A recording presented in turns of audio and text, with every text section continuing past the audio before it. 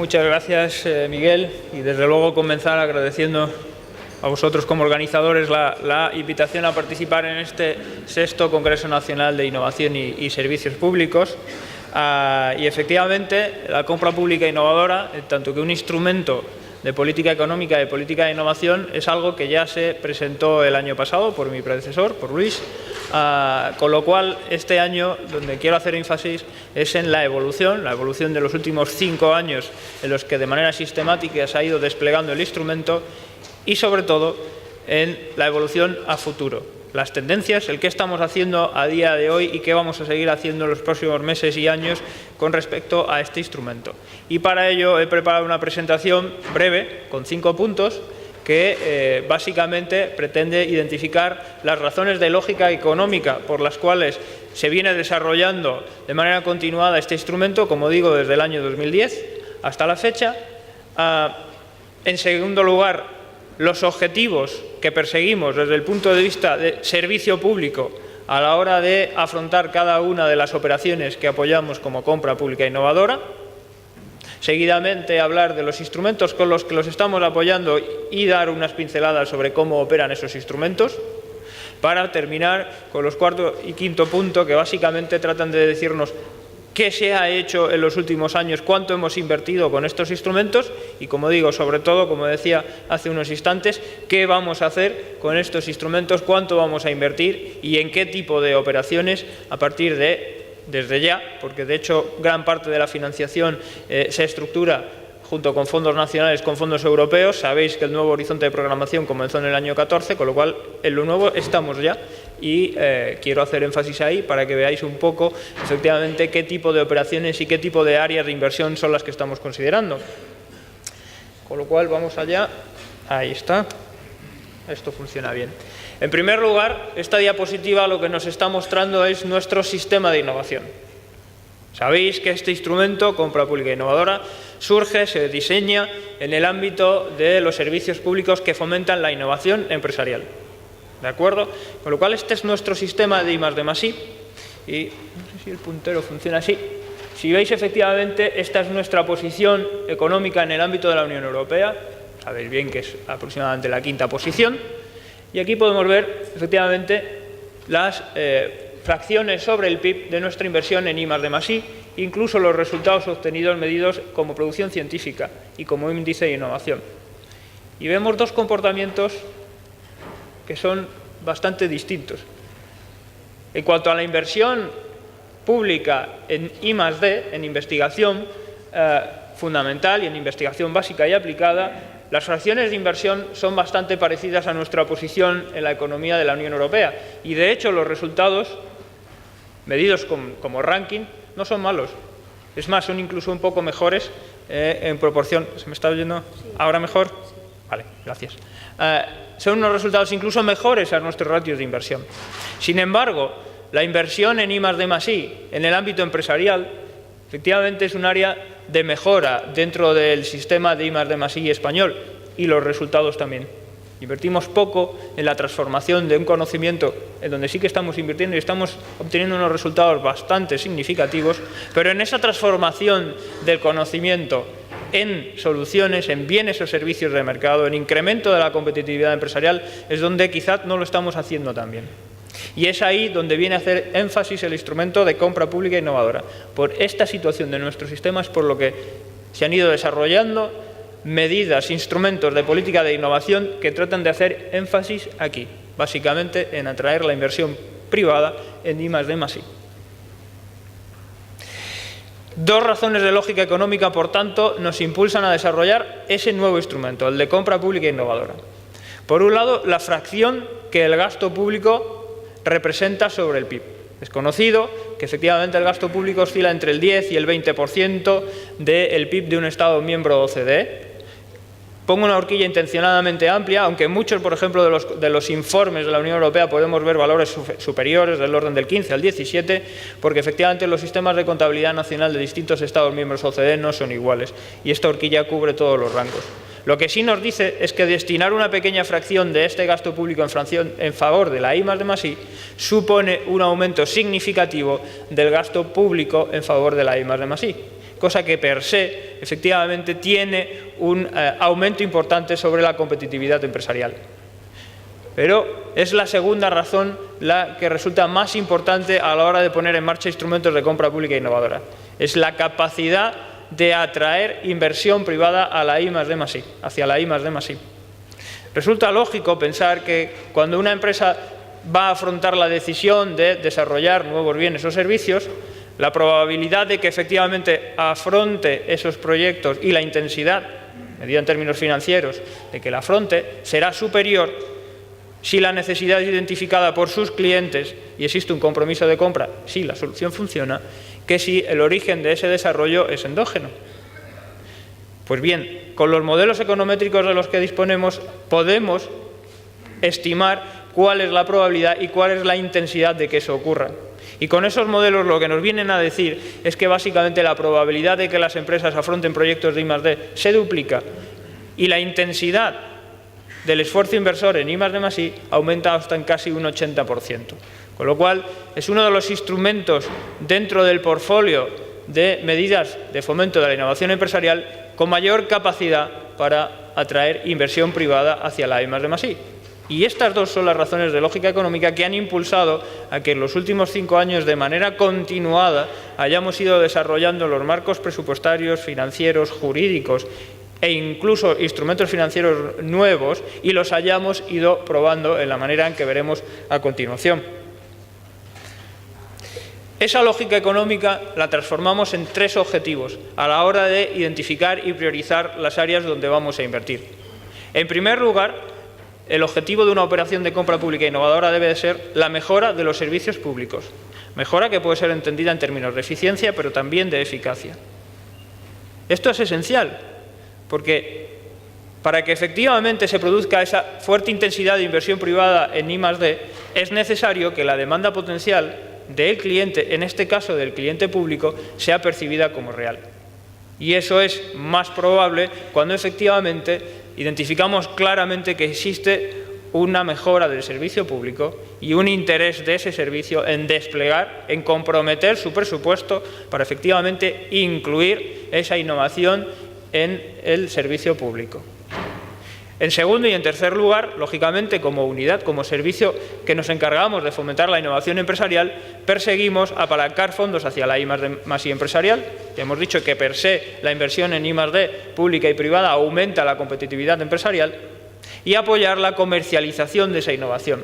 A diferencia de los instrumentos habituales de fomento de la innovación, como puedan ser los créditos a la I+D, las subvenciones, los tratamientos y los incentivos fiscales a la I+D+I, este trata de poner la innovación a funcionar.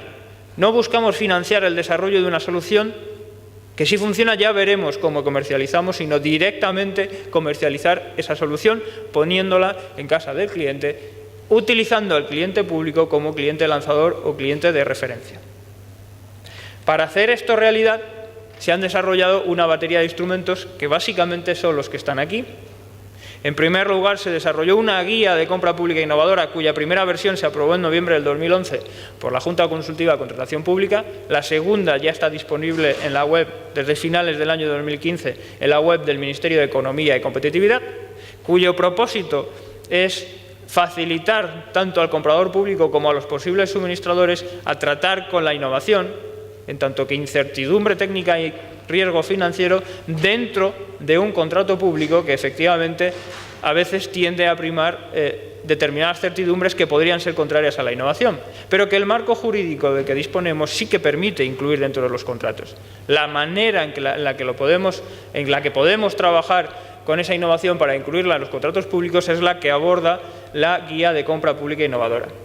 Además, se disponen de múltiples ventanillas de apoyo. En inicio había una ventanilla en el CEDETI y otra en el Ministerio de Ciencia e Innovación, hoy Ministerio de Economía y Competitividad, pero ya además de esas dos se disponen de otras ventanillas, por ejemplo, la Agencia Gallega de Innovación o ACUAS, la Agencia de Evaluación de Tecnologías Sanitarias de la Consejería de Sanidad de la Administración Regional de Cataluña. Y disponemos además de estas medidas de apoyo de 3 instrumentos financieros. En primer lugar, el programa FIT, también conocido como Innocompra, es el nombre original con que empezamos a utilizarlo a finales del año 2011. cuyo objetivo es dirigir financiación adicional a los servicios públicos para que efectivamente puedan contratar esos desarrollos de soluciones innovadoras a las empresas. El origen de fondos para este programa fundamentalmente son los fondos europeos del desarrollo, los FEDER 2014-2020, tanto plurirregionales como regionales, puesto que ya no solo es el Estado quien estaba invirtiendo en estas áreas en el periodo anterior, 2007-2013, que concluyó el año pasado, 2015, sino que algunas comunidades autónomas, como Galicia, Andalucía o Cataluña, también están programando sus fondos regionales en estos instrumentos. También existe la posibilidad de financiar actuaciones de compra pública innovadora dentro del programa Horizonte 2020. Es más, proviene de finales del programa Marco VII, en el que, a razón de unos 30-50 millones de euros anuales, comenzó a invertir la Unión Europea en este tipo de actuaciones y a la fecha están sacando convocatorias por valor del orden de magnitud de 100 millones de euros anuales. Y aquí, además, conviene hacer énfasis en que la tasa de éxito, la tasa de retorno de los servicios públicos, de los compradores públicos españoles, es superior a la tasa media de retorno del conjunto de los operadores, del conjunto de usuarios de Horizonte 2020 de España. Tenemos, por ejemplo, el caso de Aquas, tiene una tasa de éxito del 100%, 8 sobre 8. La Agencia Gallega de Salud tiene una tasa de éxito de 100, 2 sobre 2, y multitud de otras administraciones locales, tienen efectivamente ya casos de compra pública innovadora financiados por Horizonte 2020 en marcha. Adicionalmente, existe otra posibilidad, que es el programa InnoDemanda. Aquí no se dirigen recursos hacia el comprador público, sino hacia los potenciales suministradores que van a desarrollar nuevas soluciones a ofertar al comprador público. Lo que hacemos mediante este instrumento es acelerar el proceso de evaluación y concesión de créditos a la I+D a aquellas empresas que van a suministrar seguidamente soluciones innovadoras a los compradores públicos. Este instrumento está en operación desde el año 2012 y, es más, es posible acceder mediante la página web del CEDETI, el Centro para el Desarrollo Tecnológico Industrial, los casos que se han realizado y los que están abiertos a la fecha. ¿Cómo funciona, por ejemplo, el programa InnoCompra? ¿Cómo opera? ¿Qué elementos tiene para construir una operación? En primer lugar, lo que se realiza es una identificación de necesidades. Los servicios públicos identifican qué mejoras de servicio podrían implementar y no están desarrolladas en todo o en parte por el mercado. Cuando eso está identificado, se realiza una solicitud de financiación al Ministerio de Economía y Competitividad y se la somete a una doble evaluación. En primer lugar, analizamos el contenido de I+D de esa propuesta y, en segundo lugar, realizamos un análisis coste-beneficio.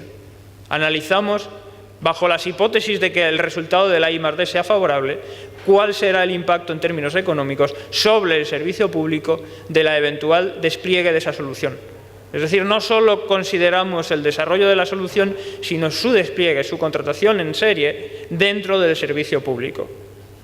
Y le solicitamos a los servicios públicos cuál es su compromiso de despliegue de esas soluciones terminada la fase de desarrollo. De nuevo, bajo la hipótesis de que el resultado del desarrollo sea favorable. Si no resolviera el problema, lógicamente, no se procedería a la fase de despliegue.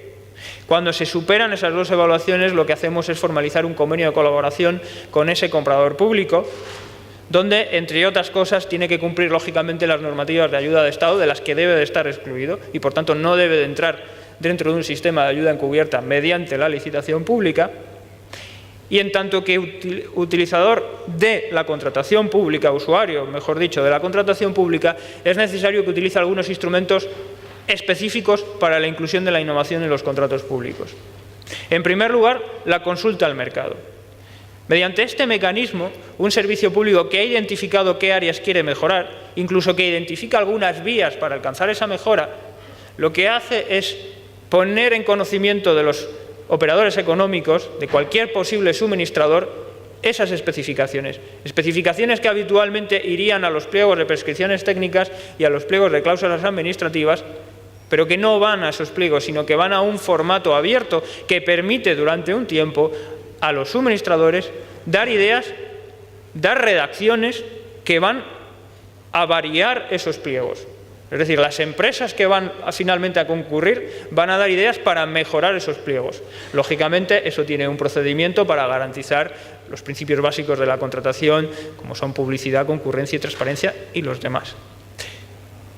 Una vez que, mediante los mecanismos de consulta al mercado, el comprador público identifica bien hasta qué punto puede llegar en un tiempo razonable el desarrollo por parte de los suministradores, por parte de las empresas, tiene dos procedimientos preferenciales para contratar actividades de I+D y su eventual despliegue. En primer lugar, disponemos del contrato de servicios de I+D, que está en su aplicación, en su desarrollo, excluido de los procedimientos de la Ley de Contratos del Servicio Público. Lo podéis encontrar en el artículo 4.1r y 4.2 del texto refundido, Real Decreto Legislativo 3/2011, donde efectivamente lo que nos dice es que no tenemos que aplicar el procedimiento. Tanto es así que en las últimas versiones de esta contratación, de la que ya deberemos aproximarnos a la centenar de casos, no existen propiamente dichos pliegos de prescripciones técnicas y pliegos de cláusulas administrativas, sino un único documento que se denomina Condiciones Generales a la Contratación. El propósito de esta contratación es únicamente contratar el desarrollo de una solución, para, si funciona, considerar el eventual despliegue a posteriori. Esto lo tenemos a día de hoy en nuestra legislación de contratos y vamos a tener un nuevo procedimiento, que no tipo de contrato, en breve. El procedimiento de asociación para la innovación, aprobado por las directivas de contratación de servicios públicos en el año 2014, ahora mismo está en transposición en nuestro ordenamiento jurídico.